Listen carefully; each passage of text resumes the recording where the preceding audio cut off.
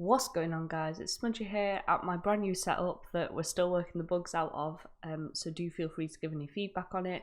I need to sort out the lighting behind me. This will probably kind of change a few times. I'll give you a full tour of it in another video, but this video we'll talk about Season 5 Reloaded, in specific the long range meta and how that's changed. Because you can see here they give you a nice little graphic telling you how the guns have changed, and we're going to focus on the fact that the Krig has been nerfed. And when I say nerfed, I mean pretty heavily nerfed. They've essentially done what they did to the Kilo, and kind of like ran it into the ground. But then they've tried to justify it, being like, "But it's okay. We fixed some of the recoil it didn't have." Regardless, they've decreased the damage on it in pretty much everywhere.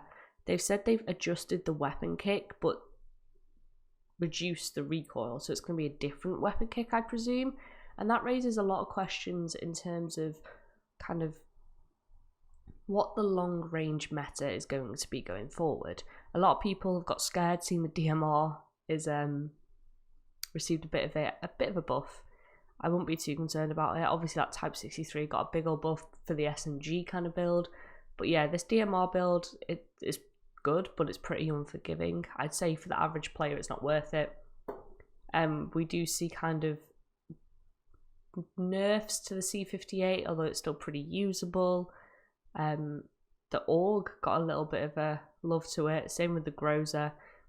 You know, they're not bad guns. I wouldn't say they're overly usable. The Stoner's still perfectly viable, and in fact we're just going to go through the long range meta options that I personally think you have going forward. Obviously this may change if there's a broken attachment, if the attachments haven't updated how we expect, etc, etc. But in lieu of the Krig no longer being that top tier, or us expecting it not to be that top tier, here's your long range options going forward in Warzone Season 5 Reloaded. Essentially most of the long range ARs are going to run kind of similar attachments based on if they're MW or Cold War. But in particular, I kind of want to focus on, if I can find it, the QBZ. I personally love this gun. I know it seems to be a divider, and I'm not entirely sure why people kind of vibe with it or don't, which I kind of get. I don't know if it's being slept on too much. As far as the barrels go, you can play Ranger or Task Force. I think I've always played Ranger. Task Force, if you want something that hits a bit harder, you do kind of lose a lot of that mobility. You will have to excuse my voice today as I am getting over a nasty little sickness. Obviously the axial arms, everything like you're seeing, like none of this kind of like attachments in my opinion has changed based on what I've looked at in terms of what they did to the attachments. It really is just a case of if there's a bugged attachment, or if there's something that they didn't put in the notes, kind of thing. There isn't kind of much to it in terms of how you're setting up these guns. It's very much just kind of changing the gun, moving away from the Krig because it has been nerfed so heavily. So you can do that for the QBZ. The XM4 kind of slaps at range, I'm not gonna lie, but maybe not meta. Obviously this far is still insane, is going to continue to be insane. It's just one of those things. It never stopped being a good gun. It was perhaps just a step below something like the Krig, but it wasn't, you know, it was never a bad long range gun. I think it definitely has like a bit of a cult following, where people that were adamant that it was the best gun in the world. But yeah, it was never a bad gun. You know, it's pretty easy to set up, like most of these guns are. Like the attachments I'm saying aren't mind-blowing changes. So you got the Farah, you can have the C58 of course, this still slaps. Again, you either loved or hated this gun. A lot of people used it because they felt like they had to use it because they saw, you know, some of the biggest streamers using it. You definitely could have got away with not. It's just whether or not you were comfortable using it. I liked it, but I would never have said it was like my go-to gun. Just what it is. C58, the EM2 is good, don't get me wrong, I'm just not a big fan of it. That's all it is. The Grows have got a little bit of a buff, we'll see how that goes down.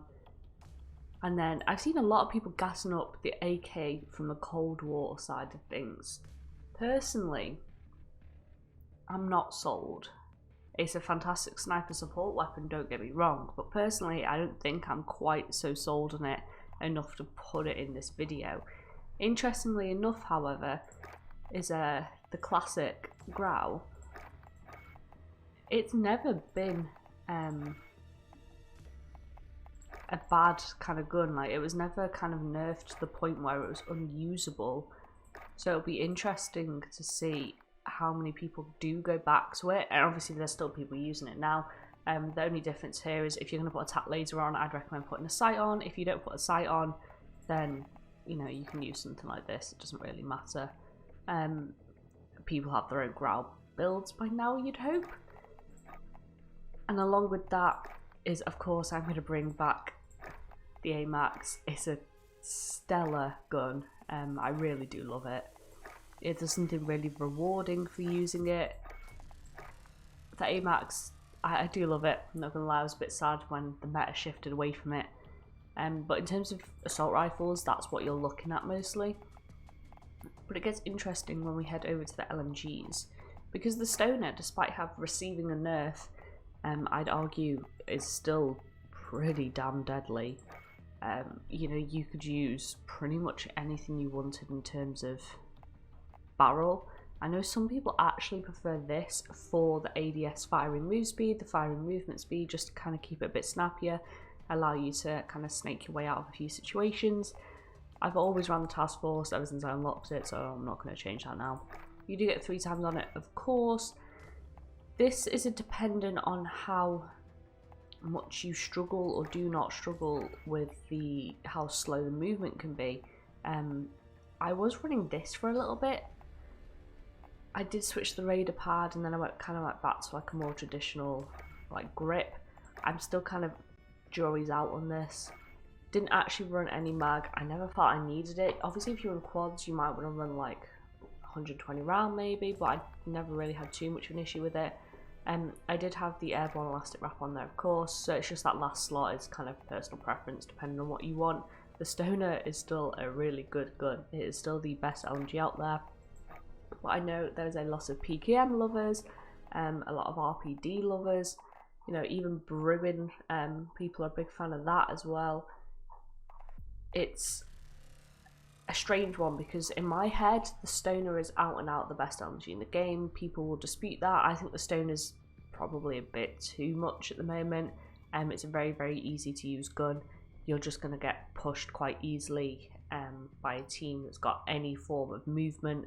But if you are the sort of player that likes to sit up top and just take your time and pick people off at long range, it's a decent little gun. Yeah, it's a weird one. I think we'll have to wait and see kind of if the attachments have been buffed and nerfed the way they said they are, because they always seem to manage to mess one of those things up. And we'll have to see kind of how that affects the meta going forward. But there's a few quick builds for you. Try them out. Move away from the Krig a bit, because it's been like kilo nerfed. Like, that's how bad we're talking now.